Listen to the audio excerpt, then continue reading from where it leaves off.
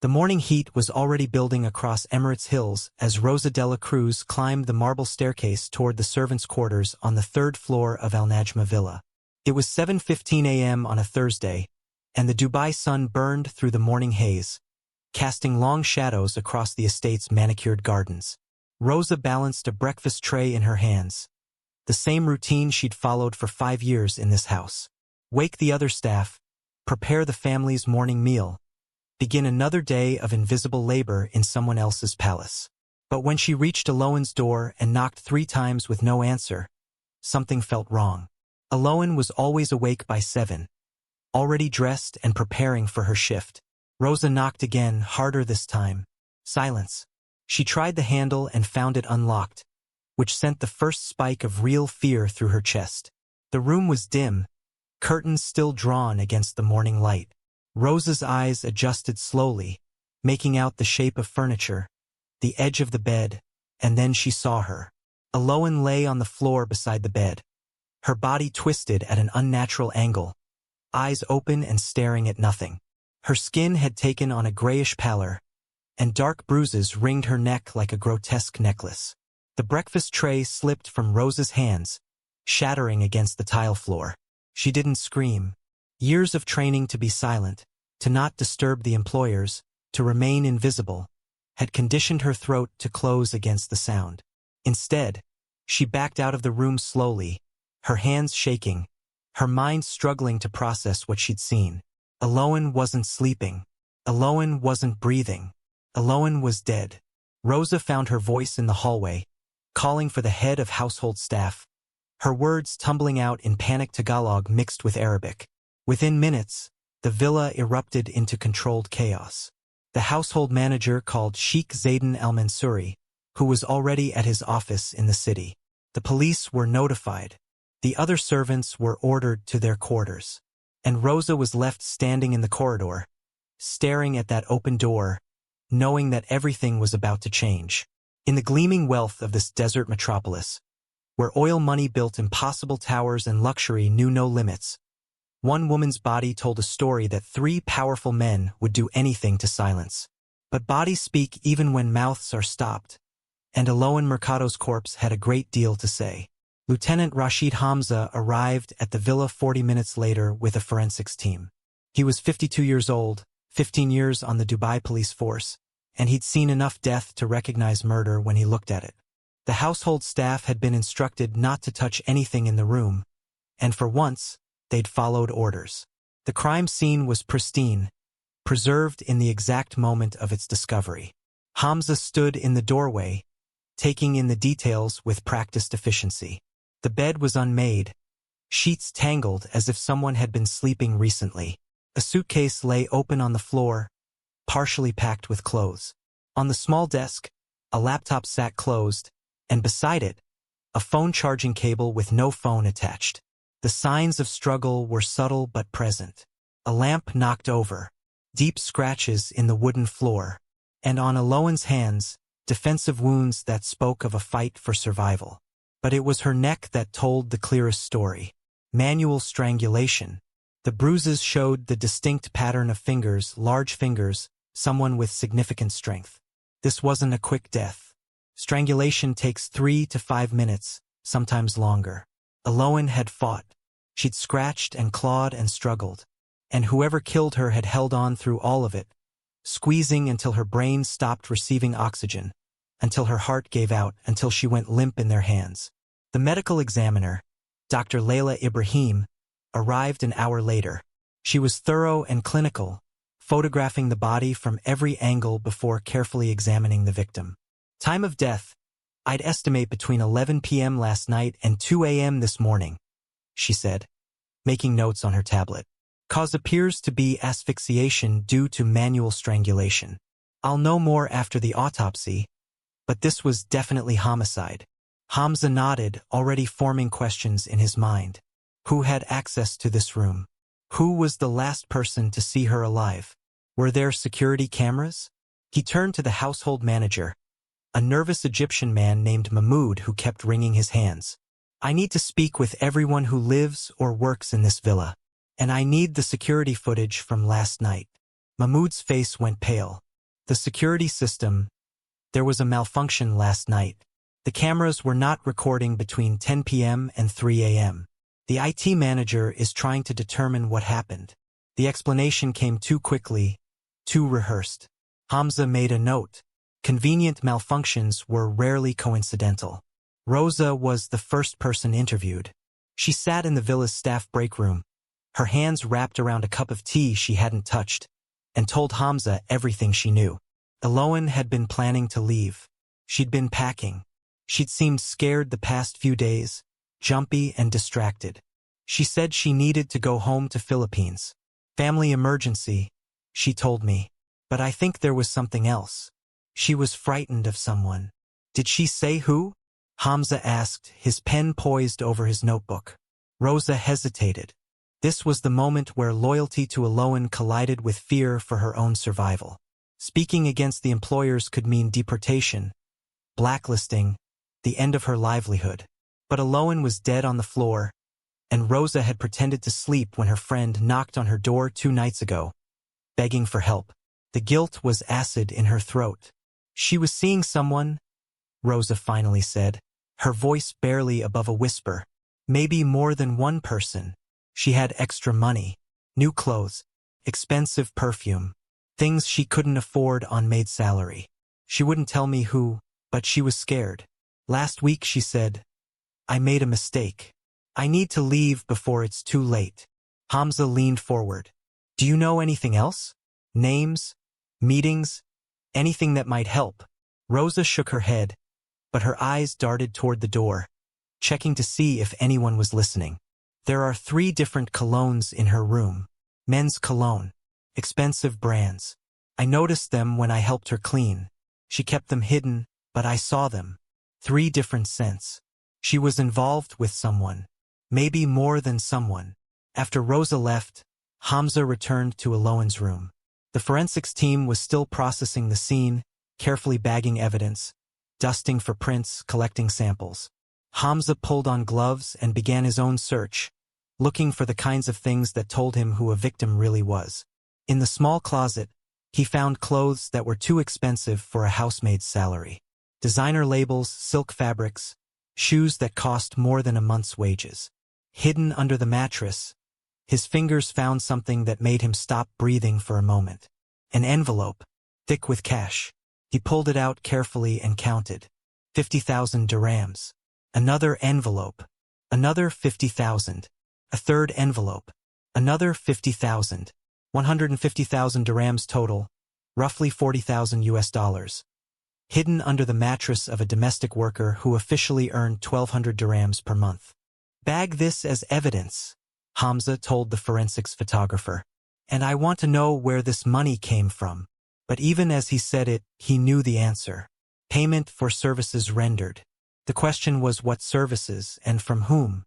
The answer began to emerge when the phone records came back. Eloan's phone was missing from the scene, but the service provider had logs of all incoming and outgoing calls and messages. 3 numbers appeared repeatedly in her records over the past 6 months. All 3 had been texting her in the days leading up to her death.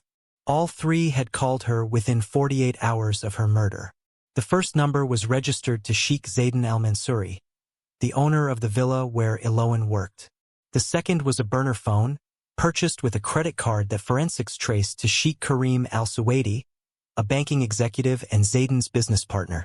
The third was a government-issued phone assigned to Sheikh Idris al-Mazrui, a deputy minister in the UAE government. 3 powerful men. 3 separate relationships. 3 potential motives for murder. Hamza sat in his office that evening, staring at the case file, and felt the familiar weight of an investigation that was about to become very complicated. These weren't ordinary suspects. These were men with money, influence, and the kind of connections that could make evidence disappear and witnesses recant their statements. His phone rang. It was Dr. Layla Ibrahim from the medical examiner's office. I've completed the preliminary autopsy, she said, her voice tight with controlled emotion. The victim was 12 weeks pregnant at time of death. Hamza closed his eyes. Of course she was. The money, the fear, the desperate need to leave. A pregnant housemaid involved with multiple wealthy men. This case had just become exponentially more dangerous. "Can you determine paternity?" he asked. "Not without DNA samples from potential fathers," Dr. Layla replied. "But I did find something else." The victim had skin cells under her fingernails. She scratched her attacker during the struggle. "We can get DNA from those samples. If we can get samples from your suspects for comparison." "That's a big if," Hamza said quietly. Getting DNA from 3 of Dubai's elite would require court orders, political maneuvering, and potentially risking his own career. But he had a dead woman and her unborn child. He had no choice but to try. The next morning, Hamza visited Sheikh Zayden's office in the Dubai International Financial Center. The building was all glass and steel, 60 stories of wealth and power reaching toward the sky. Zayden's office occupied the entire top floor, with views of the Persian Gulf and the city's impossible skyline. The man himself was 52, silver-haired, immaculately dressed in a custom suit that probably cost more than Hamza's car. "Lieutenant," Zayden said, his voice smooth and controlled. "This is a terrible tragedy. Eloan was a valued member of my household staff. I'm shocked by what happened." His face showed appropriate concern, but his eyes were calculating, measuring how much Hamza knew and how much damage control would be required. "When did you last see Miss Mercado?" Hamza asked, his notebook open. 3 days ago, I believe. I've been staying at my apartment in the city this week. Business demands. My family is traveling abroad, so the villa has been largely empty except for the staff." The answer came easily, already prepared. "Your phone records show you called her the night she died. At 10:47 p.m. Zayden didn't flinch. "I called to ask about household matters. A delivery that was expected. She didn't answer, so I left a message." He paused, then added, "You're welcome to check my phone records. I have nothing to hide." Hamza made notes, watching the man's body language. Too calm, too prepared. "Where were you between 11 p.m. and 2 a.m. on the night of her death?" "I was at a business dinner at Alkamar restaurant. I can provide you with a list of 50 people who saw me there. I didn't leave until after midnight, and I went directly home to my apartment afterward. I have credit card receipts, valet parking records, whatever you need." Zayden leaned back in his chair, confidence radiating from every pore. "I'm happy to cooperate fully with your investigation, Lieutenant. I want whoever did this caught as much as you do." But as Hamza left the office, he noticed something. Scratches on Zayden's left hand, barely visible under his watch. Fresh scratches, red and healing. When asked about them, Zayden had a ready explanation. "My cat. Temperamental creature. Perhaps. Or perhaps the last act of a dying woman trying to leave evidence behind." Eloan Mercado had arrived in Dubai 6 months before her death, carrying a single suitcase and a burden of debt that weighed more than all her possessions combined. She was 29 years old, from Pampanga province in the Philippines, and she was desperate. Her father's medical bills had bankrupted the family. Her younger siblings needed school fees. The recruitment agency had charged $3,000 just to place her in a job, money borrowed at crushing interest rates from relatives who expected regular repayment. The Al Najma villa was larger than any building she'd ever entered in her life. 12 bedrooms, 8 bathrooms, 2 kitchens, a pool, a garden that required 3 full-time groundskeepers. Sheikh Zayden's family lived in a different world, one where money was as plentiful as air and just as thoughtlessly consumed. Eloan's quarters were on the 3rd floor, a small room with a narrow bed and a window that looked out over the servants' parking area. It wasn't much, but it was hers. Her official salary was 1,200 dirhams per month, roughly $327 US. After sending 1,000 home to her family, she had 200 left for personal expenses. Food, phone credit, the occasional day off to meet other Filipino workers at the mall. It was survival, not living, and Eloan understood the difference intimately. Rosa, the other Filipina maid, had been kind during those first weeks. She'd shown Eloan the routines of the house, the preferences of the family, the unspoken rules that governed their invisible existence. Work hard. Stay silent. Don't make eye contact with the men. Don't ask questions. Don't expect thanks. Rosa had been working in Gulf countries for 15 years, and she'd learned to navigate the treacherous waters of domestic servitude with practiced caution. Keep your head down, Rosa had advised over tea in the small staff break room. Don't trust anyone, especially not the men of the house. Her eyes held warnings that her words didn't fully express. What do you mean? Eloan had asked, still naive enough to believe that good work and proper behavior would protect her. Rosa had just shaken her head. You'll understand soon enough. Just be careful. Very careful. The understanding came 2 months later, on a night when Sheikh Zayden's wife and children were traveling abroad.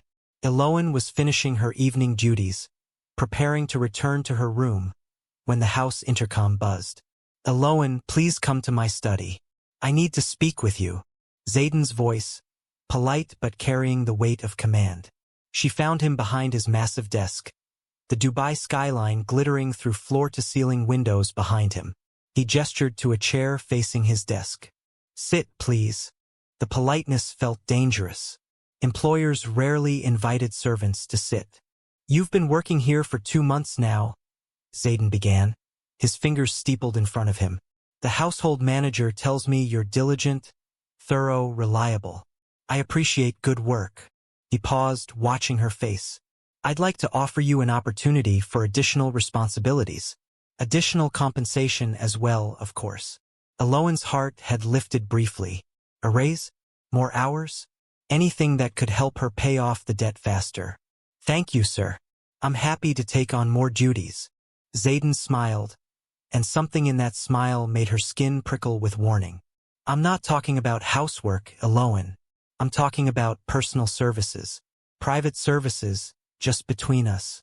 I need someone discreet.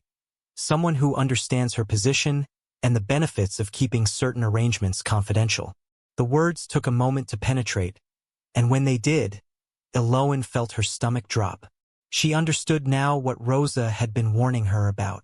This wasn't about cleaning or cooking. This was about her body, her dignity, her willingness to cross lines she'd never imagined crossing. I don't understand, she said carefully, though she understood perfectly. Zayden's expression didn't change. I think you do. I'm offering you 20,000 dirhams per month. That's in addition to your regular salary. You'd have enough to clear your family's debts in a few months. Buy a house back home. Start a business. Whatever you want. He leaned forward slightly. All I ask is discretion and availability when I need you. 20,000 dirhams. The amount spun in Eloan's head. It was more than 16 times her current salary. It was life-changing money. It was also a transaction that would change her in ways money couldn't measure. She thought of her father's hospital bed, her siblings' empty stomachs, the crushing weight of debt that made her mother cry at night on video calls. And if I say no? She asked quietly. Zayden's smile faded. Then I respect your choice, of course. But I'd have to reconsider your employment here. The visa sponsorship, the work permit, these are expensive and require justification. If you're not meeting all the household's needs, perhaps you'd be happier elsewhere. Of course, breaking your contract means repaying recruitment fees, visa costs, travel expenses. I believe that would put you several $1,000s deeper in debt. The threat was delivered with perfect politeness, wrapped in the language of reasonable business discussion. But Eloan heard it clearly. Accept or be destroyed financially. Stay or return home with more debt than she'd started with, having gained nothing but shame. She looked at his face, at the certainty there that she would agree because women like her always agreed. They had no choice. That was the point of the system, to ensure they had no choice. What would I need to do? The words came out as a whisper, and she hated herself for speaking them. Zayden's smile returned, predatory and triumphant. Good girl. Let's discuss the details. 3 months later, Eloan had settled into a routine that split her life into fragments. By day, she was the housemaid, cleaning and serving and remaining invisible. By night, on Mondays and Wednesdays, she was something else entirely, entering Zayden's private quarters through a side door that connected to the main house. She'd learned to compartmentalize, to separate her mind from her body, to endure what needed enduring while thinking about the money accumulating in her bank account. The arrangement might have continued indefinitely if Sheikh Karim al-Suwaidi hadn't visited the villa one afternoon for a business meeting. He was 48, impeccably dressed, and his eyes followed Aloan as she served coffee during his discussion with Zayden. She felt the weight of his gaze like physical touch, and when she left the room, she heard him ask, "Your new housemaid. Is she available?" The question's meaning was unmistakable. Zayden apparently had no moral objection to sharing his acquisition. That evening, he approached Aloan with a proposition that made her stomach turn, even as her desperate financial situation forced her to listen. "My business partner expressed interest in a similar arrangement," Zayden said casually, as if discussing hiring a gardener. "I told him I'd speak with you about it. He's offering 20,000 monthly as well. That would be 40,000 total for you. Think about what that means for your family." Aloan had already compromised herself with one man. What was one more? The reasoning felt hollow even as she voiced it, but the money was undeniable. 40,000 dirhams monthly. She could clear all her debts in 6 months and save enough to start over. 6 months of enduring the unendurable and then freedom. "Different days," she said finally. "And he never knows about you." Separate arrangements. Zayden had agreed easily. He didn't care about exclusivity. He cared about convenience and discretion. And so Aloan found herself given a key to an apartment in Jumeirah district, told to arrive Thursday evenings, paid in cash left in an envelope on the kitchen counter. Sheikh Karim was rougher than Zayden, more demanding, less concerned with maintaining the pretense of mutual agreement. But the money appeared like clockwork, and Aloan learned to disappear inside her own head during those hours. The third arrangement came a month later, and it was the most dangerous because Sheikh Idris al-Mazrui was a government minister, a public figure, someone whose reputation could be destroyed by scandal. He'd been watching Aloan during family dinners at the villa, and he'd done his research before approaching her directly one evening when she was alone in the kitchen. "I understand you provide special services," he'd said without preamble, cornering her between the counter and the refrigerator. His confidence was absolute, his authority unquestioned. Aloan had frozen, terrified that her arrangements with Zayden and Karim had become known. "I don't know what you're talking about." Idris had laughed softly. "Don't insult my intelligence. Zayden mentioned you. So did Karim. They didn't know they were both talking about the same woman. But I'm more observant than most." He'd leaned closer. "I'm offering 30,000 monthly. More because my risk is greater. But you tell no one. Not Zayden. Not Karim. Especially not them. Do we have an arrangement?"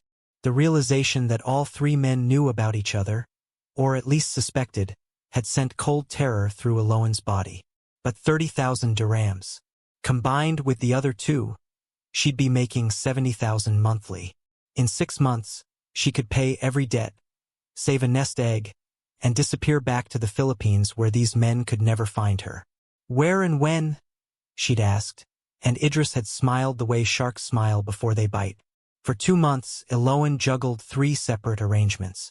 Monday and Wednesday nights with Zayden. Tuesday nights with Idris, driven to a private residence while blindfolded in the back of an expensive car.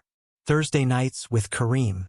The money piled up in her bank account, transferred in chunks to avoid suspicion, most sent home to her family who thought she'd received a promotion. But the toll was devastating.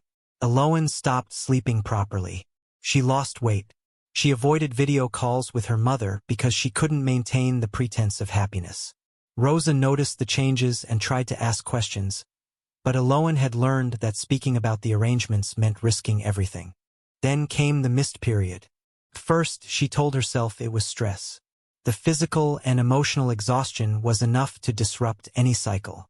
But when the second period didn't come either, she bought a pregnancy test from a pharmacy across the city where no one would recognize her. 2 pink lines. Positive. 12 weeks pregnant. She sat on the bathroom floor of her tiny room and tried to do the math. Could be any of 3 men. Monday, Tuesday, or Thursday. Zayden, Idris, or Karim. There was no way to know without a paternity test, and obtaining one would mean revealing everything. For 3 days, Aloan considered her options. Abortion was illegal in the UAE except in specific medical circumstances. She could try to obtain pills illegally, but the risk was enormous. She could hide the pregnancy and run, but where? She had no passport. Zayden kept it locked in his safe, standard practice for employers who wanted to ensure their workers couldn't simply leave. Or she could tell them. Maybe one would help her. Maybe one actually cared enough to take responsibility. It was a desperate hope, but desperation made people grasp at impossible things. She told Zayden first, in his study, her hands shaking as she stood before his desk. I'm pregnant. 12 weeks. The color had drained from his face. Are you certain it's mine? She'd lied without hesitation. Yes. If he thought it might be someone else's, he'd do nothing. His response was immediate and cold. You'll handle it. Here's 50,000 dirhams. Get an abortion. There are doctors who'll do it discreetly. I'll arrange the contact. He'd slid an envelope across his desk. What if I want to keep it? Zayden's expression had hardened into something terrifying. Then I'll report you for prostitution. You'll be deported in disgrace. Your family will know exactly what you've been doing here. The choice is yours, but choose quickly. She'd taken the money and told Karim next. His reaction was different but no more helpful. How do I know it's mine? He demanded. You're the only one. She'd lied again. Then we'll do a paternity test after it's born. If it's mine, I'll provide financial support. If not, you're on your own. He'd thrown 50,000 dirhams at her like it was trash.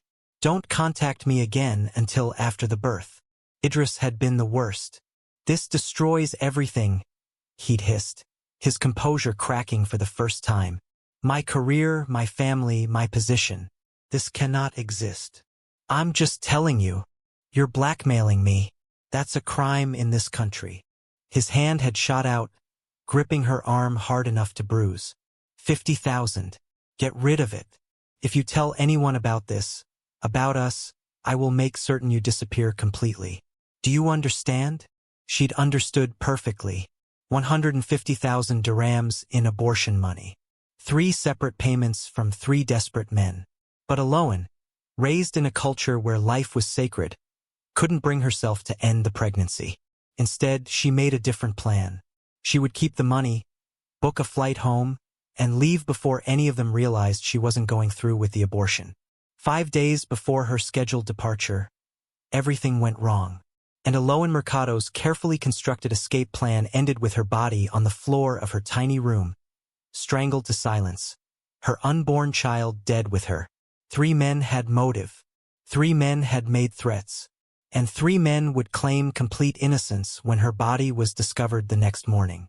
The text message arrived on Aloan's phone at 11:34 p.m., 5 days before her death. She was lying in bed, unable to sleep, her hand resting on her barely visible belly, thinking about the flight she'd booked for the following week. The phone screen lit up the darkness of her small room with harsh blue light. Unknown number. You made a mistake. Fix it before we fix it for you. Her heart hammered against her ribs. She deleted the message immediately, but deleting it didn't erase the threat. Someone knew she hadn't gotten the abortion. Maybe all 3 of them knew. Maybe they'd been talking. The thought made her stomach turn with a fear that had nothing to do with morning sickness. Rosa found her the next morning looking hollow-eyed and terrified. You need to leave, Rosa had whispered urgently over breakfast in the staff quarters. Whatever you're involved in, get out now. I've seen this before. Rich men don't let problems walk away. But Aloan's passport was still locked in Zayden's safe, and without it, she was trapped in the UAE. Leaving meant retrieving it first, and retrieving it meant confronting the man who held all the power. The surveillance started subtly. A black Mercedes that appeared behind her on her day off, following 3 cars back but never losing sight of her. Phone calls where no one spoke, just breathing on the other end before the line went dead.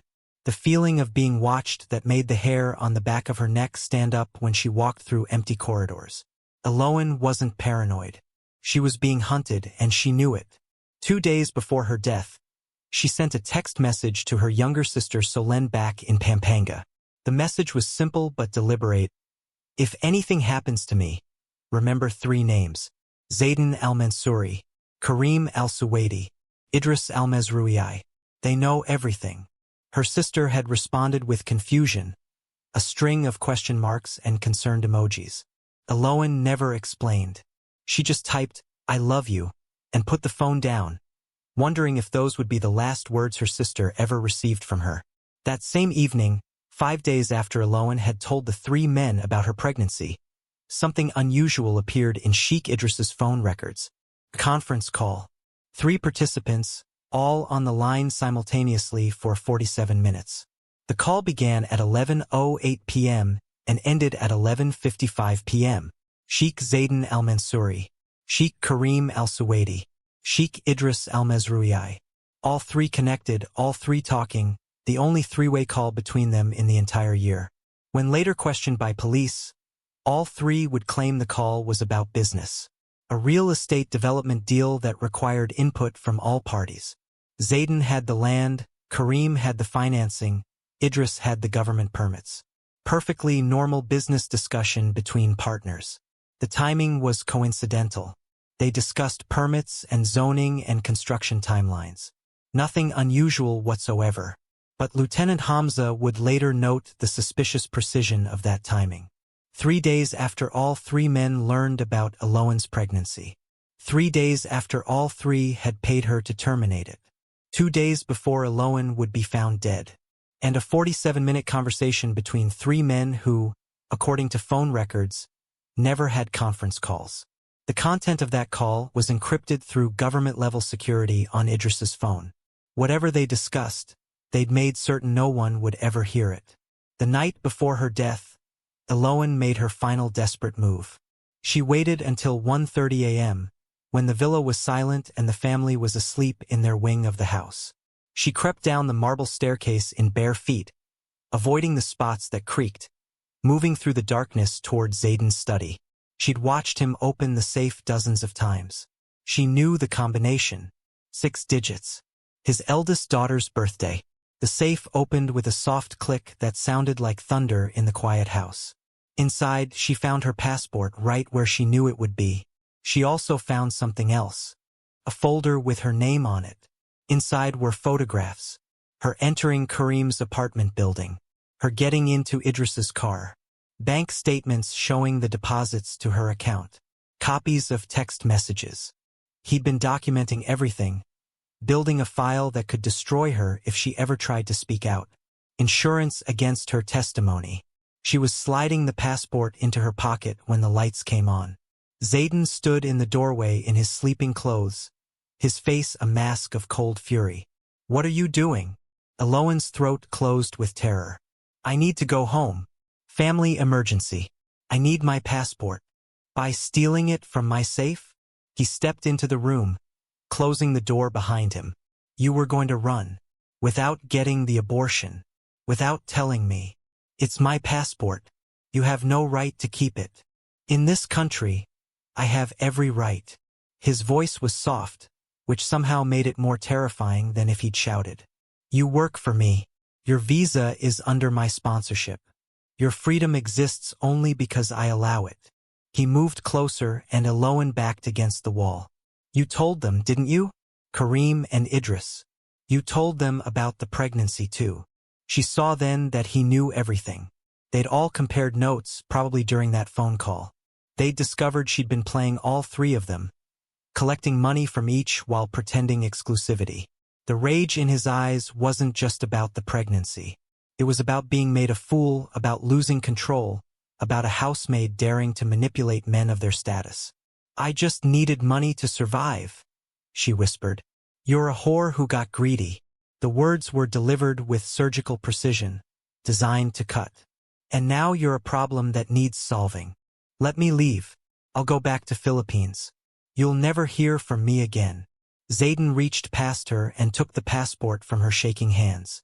"You're not leaving. Not until this is handled properly."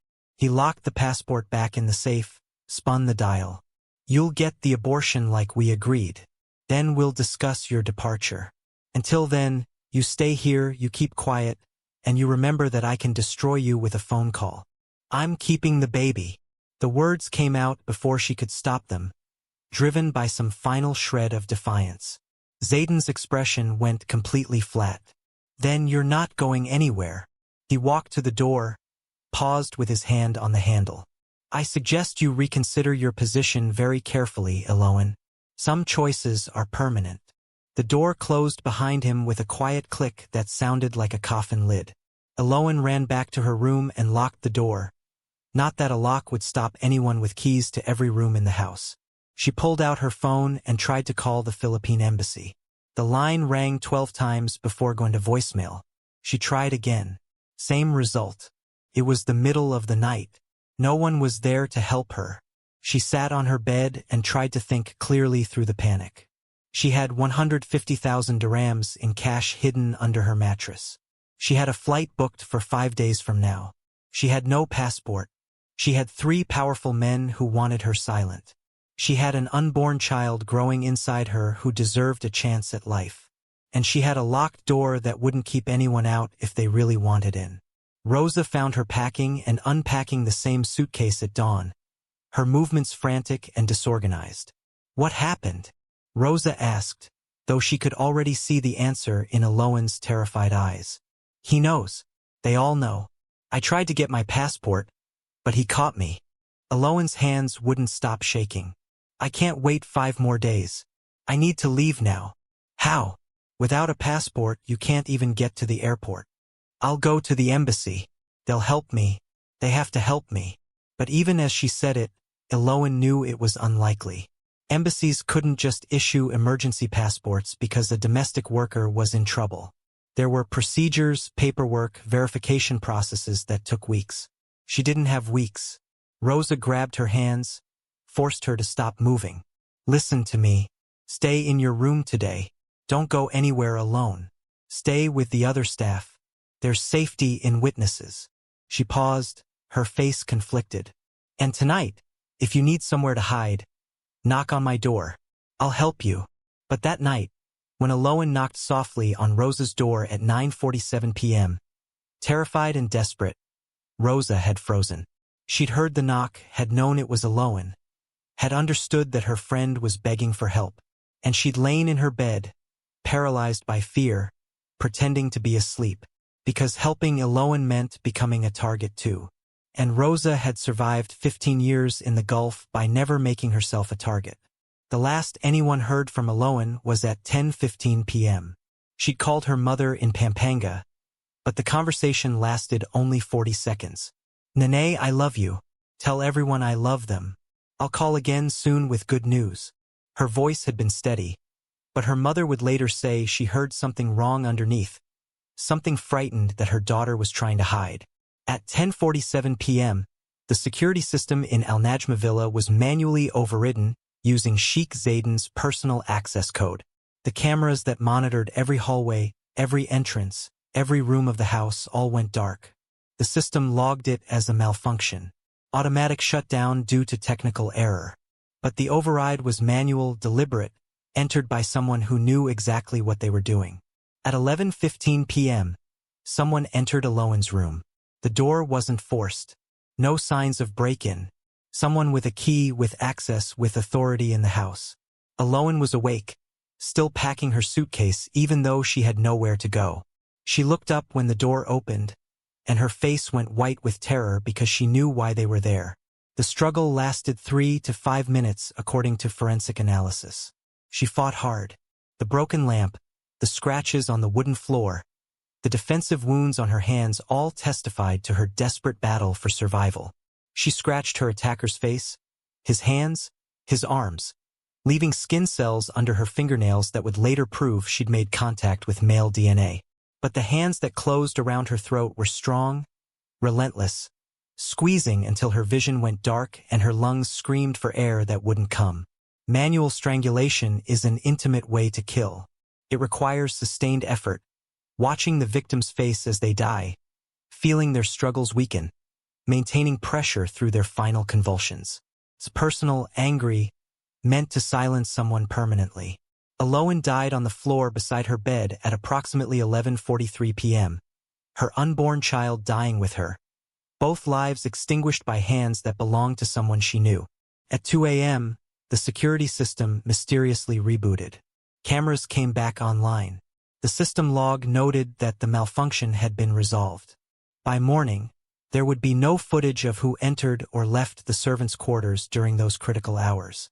The convenient timing would raise immediate suspicions from investigators, but suspicion isn't evidence, and evidence was about to become very difficult to find.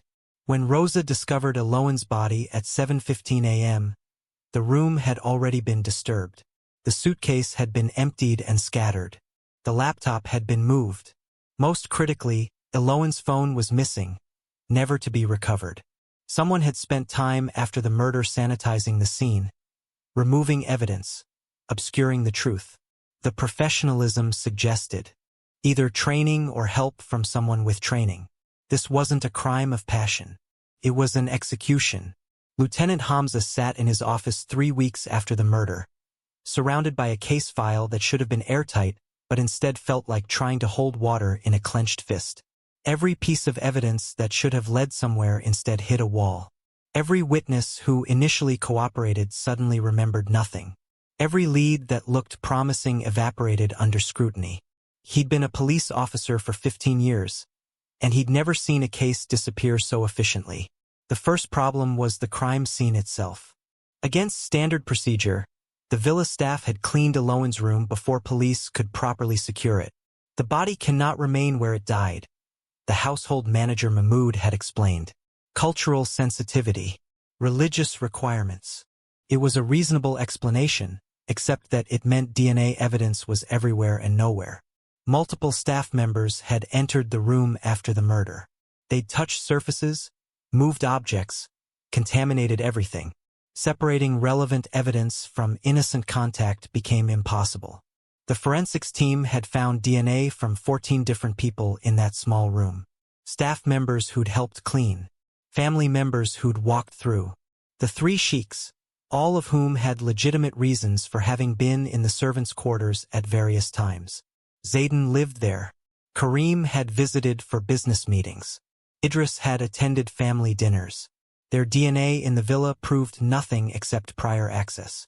Dr. Layla Ibrahim had managed to extract male DNA from under Eloan's fingernails, clear evidence that she'd scratched her attacker. But to make that evidence useful, they needed comparison samples from suspects. "I need DNA from all 3 sheiks," she told Hamza during their meeting at the morgue. "Voluntary submission would be fastest, but I'm guessing that won't happen." Hamza had tried. He'd requested voluntary DNA samples from all 3 men through their attorneys. All 3 had refused. "No probable cause," their lawyers argued. "This is harassment of prominent citizens based purely on speculation. Unless you have specific evidence linking our clients to this crime, they're under no obligation to provide DNA samples." Hamza had applied for a court order to compel the samples. The application sat on a judge's desk for 2 weeks before being denied. Insufficient grounds, the ruling stated. The presence of the suspect's DNA in the villa is explained by legitimate prior access. The court finds no probable cause to compel intrusive biological sampling. The judge who'd made that ruling played golf with Sheikh Idris every Thursday. Coincidence, probably. But in Dubai, coincidences always seem to favor the powerful. The missing evidence told its own story. Eloan's phone was never recovered despite extensive searching. The 3 burner phones that had been used to text her all disappeared simultaneously. Her laptop's browser history had been professionally wiped, not just deleted but overwritten with random data that made recovery impossible. The 150,000 dirhams in cash was seized as evidence and never made it back to her family, absorbed into the machinery of the state. Most damning was the security footage, or rather the lack of it. The system malfunction that occurred precisely during the murder window was too convenient to be accidental. Hamza had brought in IT forensic specialists who confirmed the override was manual, entered using Sheikh Zayden's personal access code. But Zayden's lawyers argued that multiple people could have known the code, that it might have been compromised, that the timestamp might be incorrect due to the system malfunction itself. Every explanation had just enough plausibility to create reasonable doubt. Witness testimony evaporated like water on hot pavement. Rosa had initially told Hamza about Alohan's fear, the 3 different colognes, the mysterious meetings. 2 days later, she'd called back to recant. I may have misunderstood what she told me. She didn't specifically say she was threatened. I was confused. Her voice had shaken during that second statement, and when Hamza pressed her, she'd broken down crying. I need my job. I have children back home. If I testify against the employers, I'll be deported and blacklisted. I'm sorry. I'm so sorry. But I can't help you. The other staff members followed the same pattern. Initial statements that were helpful, then retractions or sudden amnesia. The cook who'd mentioned seeing Alohan distressed now claimed she'd been mistaken. The driver who'd taken Alohan to various appointments suddenly couldn't remember where. The gardener who'd heard arguing from her room the night before the murder decided he'd actually heard nothing unusual at all. Hamza knew what was happening. Someone was systematically intimidating witnesses, not through overt threats but through the subtle pressure of economic fear. Speak out and lose your visa. Cooperate with police and find yourself deported. Stay silent and keep your livelihood. It was a calculus that most people couldn't afford to ignore, and whoever was orchestrating the intimidation understood that perfectly. The 3 alibis were annoyingly solid despite their imperfections. Sheikh Zayden claimed to have been at a business dinner at Al-Qamar restaurant from 9 p.m. until after midnight. He provided 50 names of witnesses, credit card receipts, valet parking records. The restaurant's security footage showed him arriving at 9:03 p.m. and leaving at 12:14 a.m. The problem was that the restaurant was only 12 minutes from the villa. He could have left during the dinner, committed the murder, and returned without most guests noticing his absence. But proving that required witnesses who'd admit they hadn't seen him for part of the evening, and every person Hamza interviewed insisted Zayden never left their sight. Sheikh Karim's alibi was weaker but still defensible. He claimed to have been home with his family watching television. His wife confirmed it, though her testimony was suspect given her obvious interest in protecting her husband. But there was no independent verification, no security footage, no receipts or records. Just his word and his wife's word against the circumstantial evidence. His phone had been reported stolen months earlier, a report that was conveniently filed exactly 8 weeks before the murder. Any texts from his number after that date weren't his responsibility, he claimed. Someone else had his phone. Prove otherwise. Sheikh Idris had the strongest alibi of the 3. He'd been at his ministry for a late meeting with foreign delegates from 9 p.m. until after 1 a.m. Meeting minutes existed with his signature. Security logs showed his badge accessing the building. Photographs from the event included him in the background, time-stamped throughout the evening. The only weakness was that the ministry building was 20 minutes from the villa, and the meeting had included breaks. Could he have slipped out during a break, committed murder, and returned? Theoretically possible, but incredibly risky for someone in his position. Hamza's theory was that none of them had physically committed the murder themselves. They'd hired someone, professional, someone who knew how to kill efficiently and clean a crime scene. The price for such services in Dubai's underworld was approximately 500,000 dirhams. Cheap when compared to the cost of scandal. The 3 sheiks had plenty of money to share that cost if they'd acted together.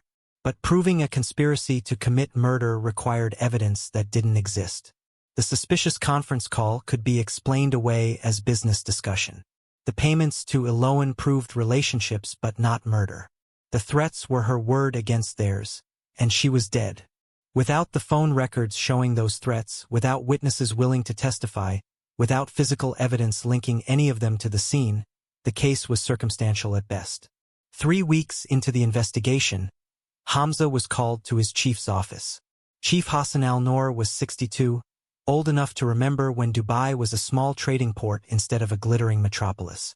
He'd risen through the ranks by understanding how power worked and when to push back and when to yield. Today he looked tired and irritated in equal measure. "How much longer on the housemaid case?" he asked without preamble. "We're still pursuing leads, sir." "The 3 suspects." "Alleged suspects," the chief interrupted. "No evidence linking them to anything except a consensual relationship with the victim." The timing is highly suspicious. The conference call, the security malfunction, the threats. Circumstantial. All of it. You know as well as I do that we can't bring charges based on suspicion. Chief Al-Noor leaned back in his chair. The prosecutor's office has reviewed your file. They agree there's insufficient evidence for prosecution. Then we need more time to gather evidence. Time for what? To harass 3 prominent citizens? To damage the reputation of men who've contributed enormously to this country's development. The chief's voice hardened. The Philippine embassy is making noise. International media is picking up the story. We need to either make an arrest or close the case. Since you can't make an arrest, Hamza felt cold certainty settling in his chest. You're ordering me to close the case.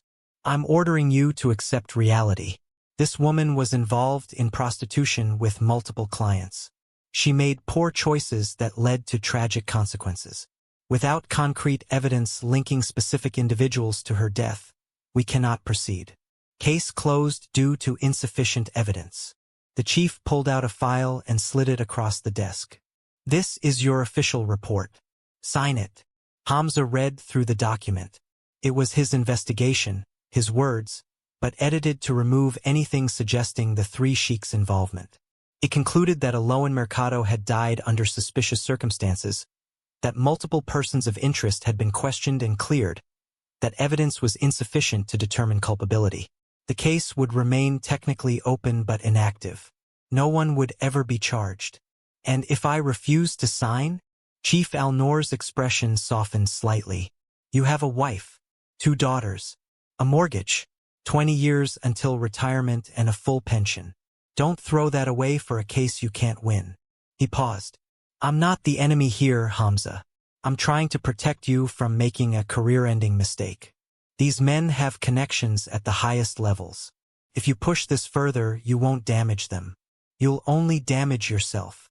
Hamza signed the document because he had no choice, because the system was designed to protect men like Zayden and Karim and Idris, because justice was a luxury afforded only to those with power, and Aloan Mercado had none. He walked out of the chief's office feeling like he'd just buried her a second time. That evening, he went home and opened a bottle of whiskey he'd been saving for a special occasion. There would be no special occasion. He poured a glass and sat in his study, looking at the photographs of Aloan's body, the crime scene, the evidence that should have been enough but wasn't. He knew what had happened. He knew who was responsible, and he knew he would never be able to prove it. His phone rang. Unknown number. He almost didn't answer, but something made him pick up. The voice on the other end was female, young, speaking Arabic with a Filipino accent. Lieutenant Hamza? My name is Solen Mercado. I'm Aloan's sister. I need to know what happened to her. Hamza closed his eyes. I'm sorry. The investigation has concluded. Insufficient evidence to file charges. You're giving up? Just like that. Her voice broke with rage and grief. Those 3 men killed her. Everyone knows it. You know it. Knowing isn't the same as proving. The words tasted like ash. Then give me the evidence. Let me do what you can't. Her voice steadied with determination. I'm going to be a journalist. I'm going to tell her story. I'm going to make sure people remember her name and know what those men did.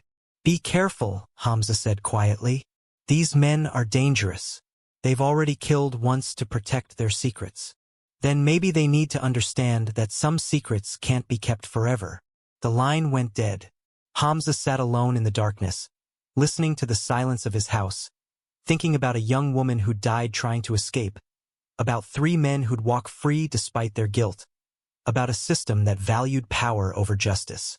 He poured another drink and wondered when he'd stopped being a police officer and become just another cog in a machine designed to protect the powerful from the consequences of their crimes. In the morgue, Aloan's body waited to be released to her family. In the evidence room, boxes of materials that proved nothing sat on dusty shelves. In 3 different homes across Dubai, 3 men slept soundly in expensive beds, their consciences untroubled by the life they'd ended.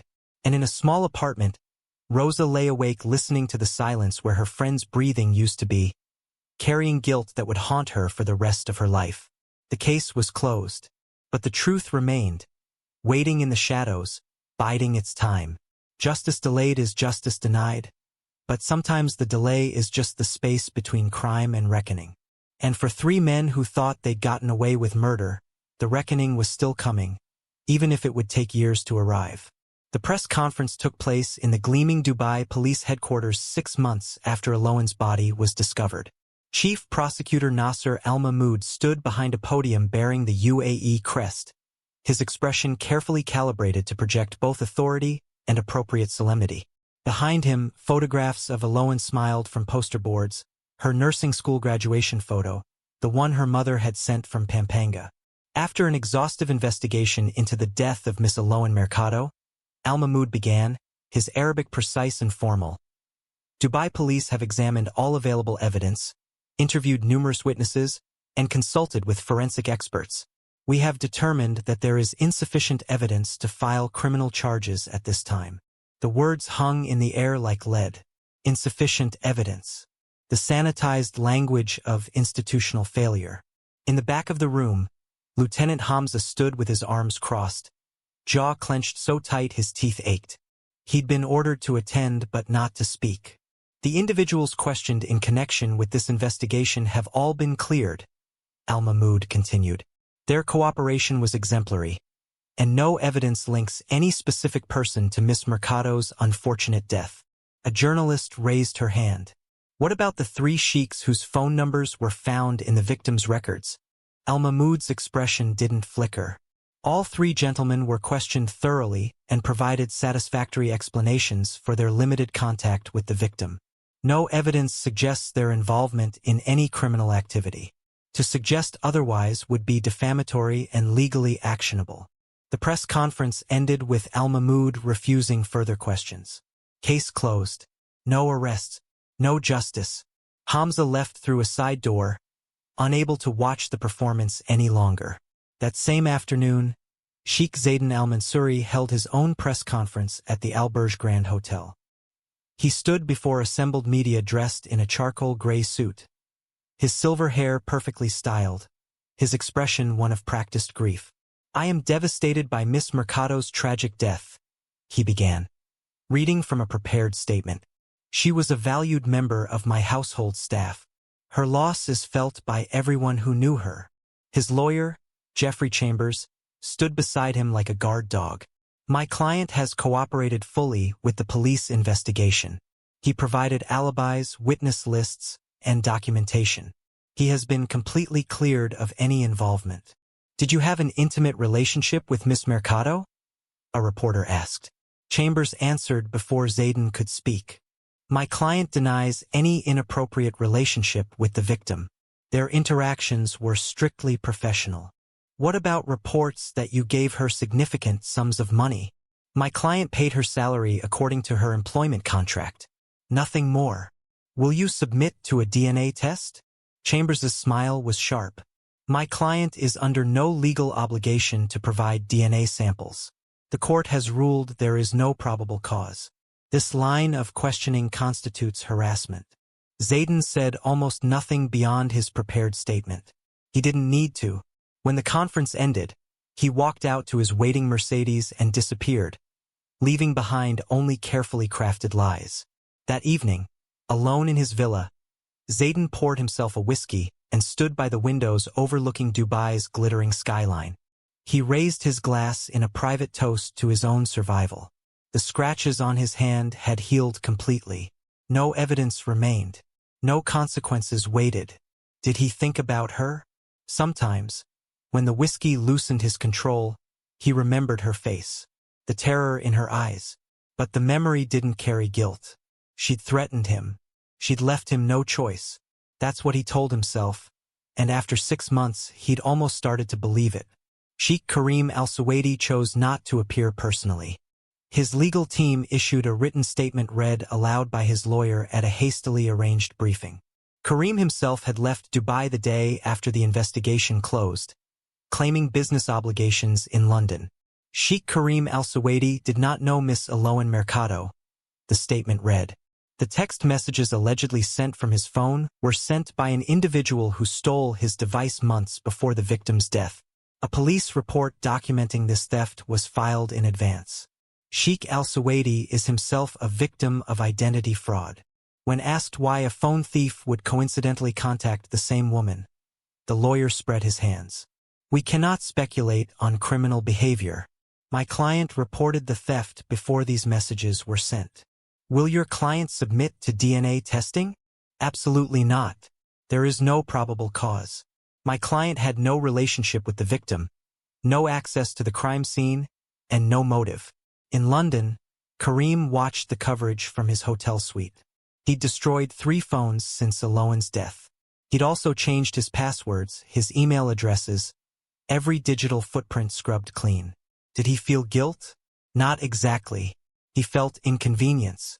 The situation had been messy, ultimately resolved but at significant stress. Alohan had been a business transaction that went wrong.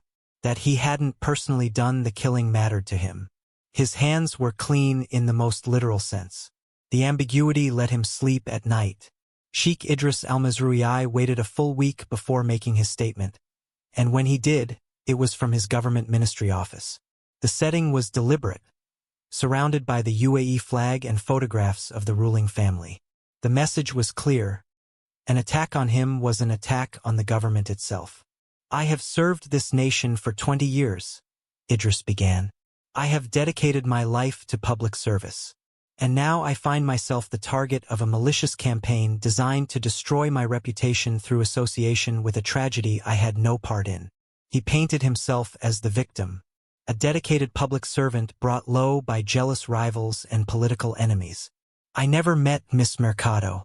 I never spoke with her. The suggestion that I did is a fabrication, a political assassination attempt." When asked about his phone number appearing in her records, Idris's response was cold. "I hold a government position.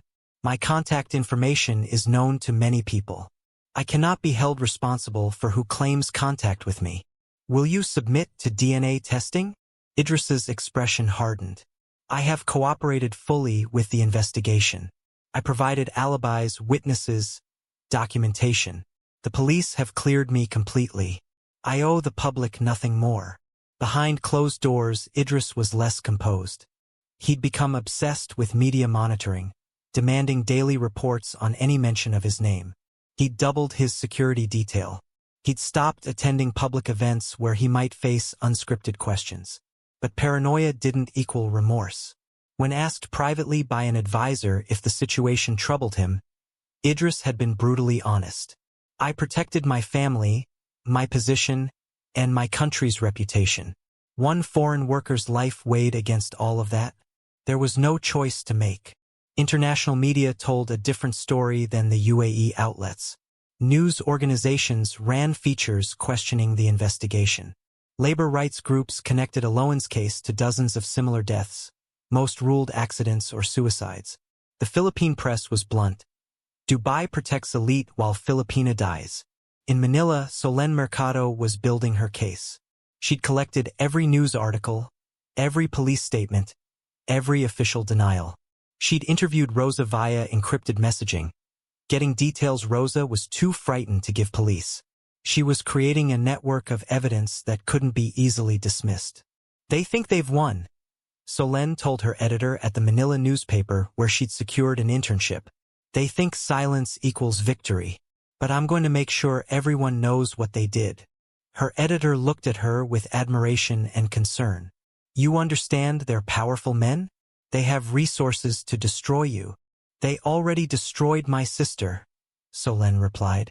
"What more can they take from me?" But the reality was that the powerful had already won this round. 3 men walked free. No charges filed. No arrests made. Case officially closed. And in Dubai, life continued as if Alohan Mercado had never existed. The villa employed a new housemaid within 2 weeks. The servants' quarters were repainted. The room where she died became just another room, empty of memory. The 3 sheiks resumed their lives with barely a ripple of disruption.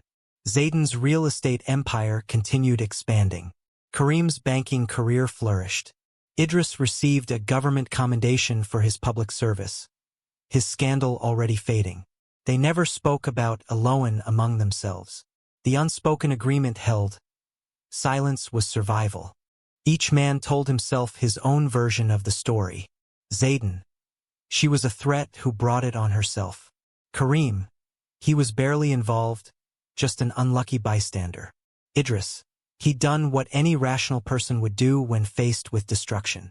None admitted guilt because admitting guilt required acknowledging her humanity, her right to life, her worthiness of justice. Denial wasn't just a legal strategy. It was existential necessity. The moment they admitted what they'd done, they'd have to confront the monsters they'd become. So they didn't admit. They didn't confess. They didn't even allow themselves to fully remember. They buried the truth as efficiently as they'd buried her body. And they moved forward into futures that Aloan would never see. In the end, power wrote its own verdict. 3 men stood before the world and said, "Not guilty." And the world said, "We believe you," because that's what power does. It shapes reality to match its needs. It turns murder into tragedy, guilt into innocence, injustice into inevitability. And 3 sheiks walked free. 10 years passed. A decade of seasons turning in the desert. The city of Dubai growing ever taller, ever more ambitious. And in that decade, 3 men aged gracefully, their prosperity increasing with each year, their secrets buried deep enough that most people forgot they'd ever existed. Sheikh Zayden al-Mansouri was 62 now, his silver hair gone completely white. His real estate empire was worth billions. He divorced his first wife 5 years after Aloan's death, an amicable separation publicly, though everyone knew she discovered something that made staying impossible. The settlement cost him millions, but he'd paid it without complaint. Silence was expensive. His new wife was 28, a model he'd met at a fashion show. She didn't ask uncomfortable questions. She enjoyed the money and understood the contract. Beauty and compliance in exchange for luxury. They lived in an even larger villa, just 3 blocks from where Aloan had died. He'd sold the old property, not out of guilt, just pragmatism. Zayden still employed domestic workers, though his approach had changed. Now he used agencies that provided workers on daily contracts, rotating staff frequently so no one stayed long enough to become familiar. The system was more expensive but infinitely safer. His children had distanced themselves after the scandal. Birthday calls grew brief. Holiday visits ceased. They knew or suspected or simply couldn't pretend everything was normal. He told himself he didn't care. Legacy was measured in skyscrapers, not in relationships. Late at night, when sleep eluded him, Zayden sometimes thought about Aloan. Not with remorse. He'd convinced himself he bore no responsibility, but with abstract curiosity. What would she have done with the money if she'd lived? The questions were theoretical, bloodless. She'd become a hypothetical in his mind, a problem that had been solved. Sheikh Karim al-Suwaidi, now 58, had achieved everything professionally. He was CEO of one of Dubai's largest banks. His wife had stayed married to him, though they maintained separate bedrooms. His children attended universities in Europe, expensive institutions where the al-Suwaidi name opened doors. But Karim's success was shadowed by paranoia. He'd installed security systems that would make a military installation jealous. Cameras everywhere, motion sensors, panic buttons. He employed a personal security detail that followed him constantly. His staff was vetted obsessively. He'd stopped hiring Filipino workers entirely. Too risky, too many memories. His household staff now came from other countries, chosen because they reminded him less of Aloan. But even then, he couldn't interact with them beyond terse commands.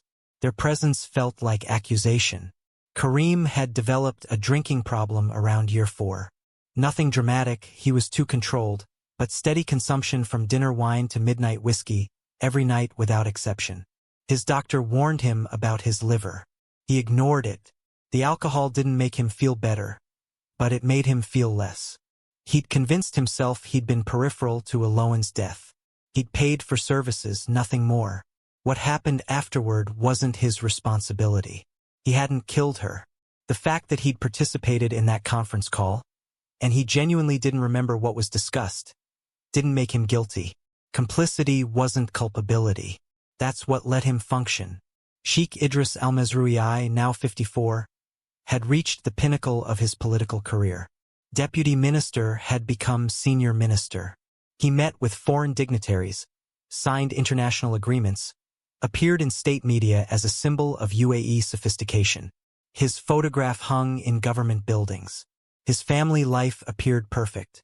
4 successful children. A wife who played her role flawlessly at official functions.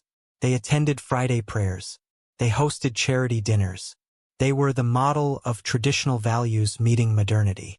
But Idris was the coldest of the 3. He didn't suffer paranoia like Karim or occasional regret like Zayden. He simply didn't care. Aloan had been a problem. Problems were solved. Life continued. Her life versus his career, her rights versus his reputation. The equation balanced in his favor, as it always did for powerful men.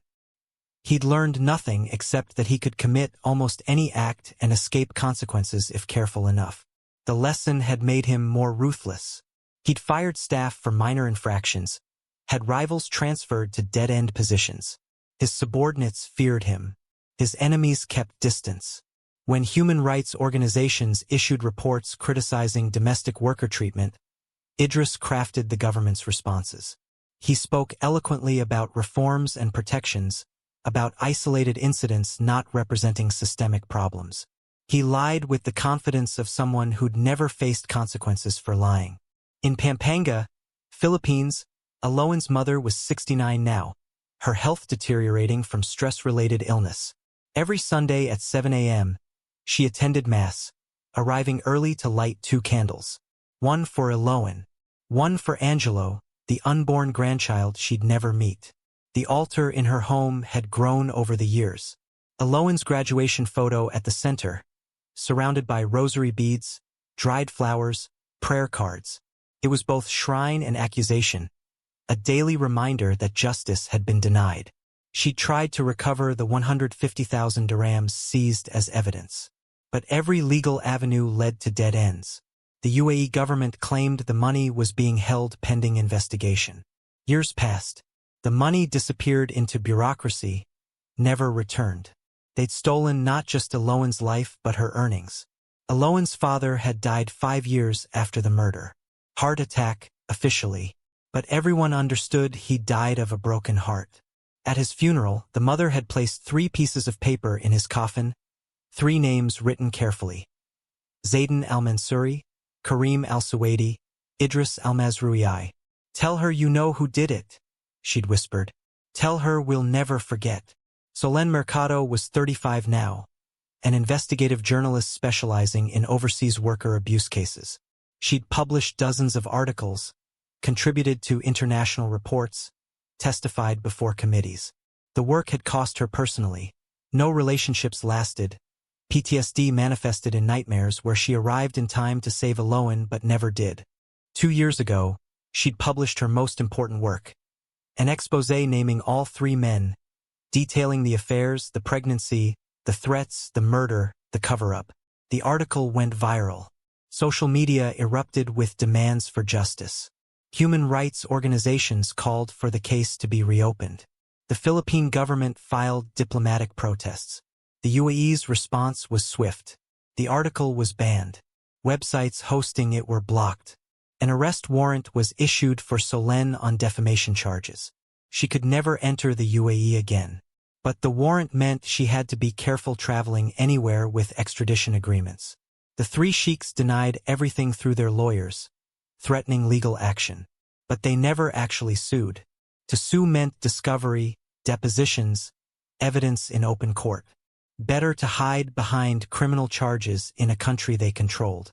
The attention lasted a month before the news cycle moved on. That was the hardest part, watching people care intensely and then forget. She'd exposed the truth, and it had changed nothing. The 3 men still walked free. But Solen kept working. She'd created a foundation that provided legal aid to Filipino workers in the Gulf. Over 8 years, they'd helped more than 200 families. It wasn't justice for Aloan, but it was justice for others. Rosa was still in Dubai, still working as a domestic helper for a different family. She was 47, her hair graying. The guilt of that night, hearing Eloan knock and pretending to sleep, had never left. It woke her at 3 a.m. in sweating panic. She'd become the person who spoke up now, who warned new workers about predatory employers, who gave young women her number and said, "Call me if you're in trouble." But she'd never testified publicly. Fear still held. She had children who depended on her remittances. Speaking out meant deportation, blacklisting. Her family's survival versus justice for Eloan. She chose survival and hated herself for it. Lieutenant Hamza had retired at 60. He'd put in 25 years and walked away from a career that had ended in disillusionment. The Eloan case was the one that broke him. In retirement, he'd become an anonymous source for journalists like Solen. He couldn't testify officially. Confidentiality agreements protected his pension, but he could provide background information, suggest lines of investigation, confirm details. When Solen's article was published, he'd felt vindication mixed with frustration. She told the truth he'd been prevented from telling. But the truth hadn't changed anything. His theory remained unchanged. Idris planned it, Zayden provided access, Karim provided money. They'd hired a professional who'd disappeared across borders. All three guilty in different measures. But theories weren't evidence. And evidence was what the case had always lacked. The systemic reality hadn't changed. The sponsorship system still trapped workers. The power imbalance remained absolute. Deaths of domestic workers continued, ruled accidents or suicides with minimal investigation. Maybe 2 or 3 cases weekly, most disappearing without attention. Reform attempts came and went. Standard contracts were rarely enforced. Abuse hotlines were understaffed. Shelters were overcrowded. Real structural change would require shifting power dynamics, and those who held power had no interest in surrendering it. The three sheiks occasionally crossed paths at events. They maintained careful distance, acknowledging each other with brief nods rather than conversation. The unspoken pact held. To speak would be to acknowledge. They never discussed Eloan, not even privately. Her name had been erased. If circumstances forced reference to the case, they used euphemisms. The matter from 10 years ago, the unfortunate incident, anything to avoid her name, but they knew. All three knew what they'd done or facilitated, and they knew they'd gotten away with it. That knowledge was power in its purest form, the power to commit evil and escape consequence. In Pampanga, a headstone stood in a small cemetery. The inscription read, Eloan Grace Mercado, beloved daughter, sister, friend 1995 to 2024 murdered far from home, and her unborn son, Angelo 2 lives taken. And below, carved in smaller letters, Zayden al-Mansuri Karim al-Suwaidi Idris al-Mazrui, may God judge what man could not. The headstone had become a pilgrimage site for families who'd lost overseas workers to violence. They came to leave flowers, light candles, pray. They found comfort in shared grief. The three names carved at the bottom were an accusation that would outlast them all. Long after they were dead, those names would remain, preserved in articles, recorded in reports. They would be remembered not for their wealth but for what they'd done to a young woman who'd asked only to survive. Eloan Mercado died because she said no. No to abortion. No to silence. No to disappearing. She died because 3 powerful men decided their secrets were worth more than her life. She died because systems existed to protect men like them from consequences. She died because she was poor, foreign, female, and alone, categories that made her disposable. All 3 men lived comfortably, their power intact, their wealth growing, their reputations tarnished but not destroyed. They'd won. Not because they were innocent but because innocence and guilt were determined by power, and they had more power than justice could overcome. This isn't a story with a satisfying ending. The villains don't die or go to prison or even show remorse. They live their lives, and the world continues as if one woman's murder was just the cost of doing business. The legacy of Eloan's death is carried by her mother lighting candles, by Solen fighting for other workers, by Rosa warning young women despite her guilt, by Hamza providing information even though he couldn't provide justice. But the three sheiks also carry a legacy, one of perfect impunity, of crime without consequence, of power asserting its absolute right to shape truth. And so we end where we began, with a body on a floor, a life extinguished, questions answered but justice denied. Three men walk free. A mother lights candles. A sister writes articles. A grave bears three names carved in accusation. May God judge what man could not, because man refused to judge at all.